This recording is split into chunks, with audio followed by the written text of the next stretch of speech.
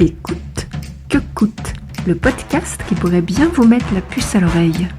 1, 2, 3, 4, prêt ? C'est parti. Épisode 3, comprendre le rôle du coach à travers l'analogie avec la photographie. Bonne écoute, que coûte. Pour cerner un peu mieux comment le coach procède et quel est son rôle, je vous propose une analogie avec le monde de la photographie. Et oui, un coach, c'est un peu comme un photographe et tout son studio réuni en une seule personne. Vous verrez d'ailleurs que photographie et coaching partagent un champ lexical commun assez riche. Commençons l'analogie par l'objectif. Quel est l'objectif principal du coach ? Eh bien, c'est de vous conduire vers une plus grande autonomie pour gérer les situations qui vous posent problème, opérer des changements profonds ou révéler des solutions qui sont encore cachées en vous. Prenons l'exemple du studio photo. Le coach, tout comme le studio, représente et garantit le cadre de travail dans lequel vous vous sentirez à l'aise et en confiance. On parle ici du cadre psychologique et du cadre matériel, essentiel pour un chemin qui soit apaisé et constructif. Le coach agit aussi comme le diaphragme de l'appareil photo.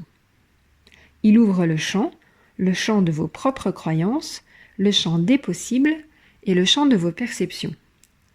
Il est fort possible d'ailleurs que vous ayez à utiliser votre diaphragme, l'organe, pour travailler des techniques de respiration qui seront un bon moyen de vous mettre en condition. Votre coach est aussi votre propre réflecteur, parce qu'il use de sa capacité de réflexion, à tous les sens du terme, pour réfléchir ce qui vient de vous en vous le renvoyant sous un autre angle. Et c'est notamment ce qui vous amènera des prises de conscience constructives.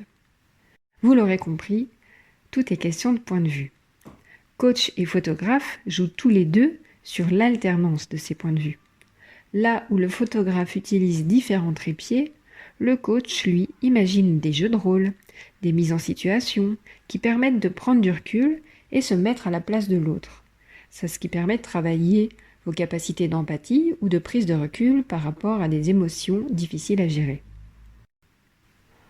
Enfin, grâce à tout cela, à ces outils, à ces rôles que le coach prend et son savoir-faire, le coaching permet d'apporter un éclairage nouveau sur votre situation.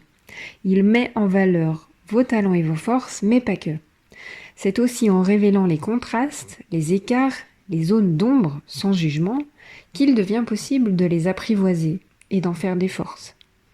Cela pourrait correspondre en photo à l'étape de développement des négatifs. Sans les négatifs, pas de photo, pas d'œuvre et pas de chef-d'œuvre. Alors cette image est bien matérielle et objective pour un tel sujet, me direz-vous. D'autant que le sujet, justement ici, c'est vous. Et la sensibilité dans tout ça. Elle est cruciale et fondamentale pour porter ces différents rôles de la façon qui vous sera le plus adaptée. Elle s'exprime de manière très variable d'un coach à l'autre, tout comme sa capacité d'écoute, d'empathie, de créativité, ses couleurs ou ses centres d'intérêt. Choisir un coach, c'est une histoire de feeling avant tout.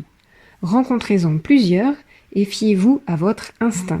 Quand vous l'aurez trouvé, vous verrez, il n'y a pas photo.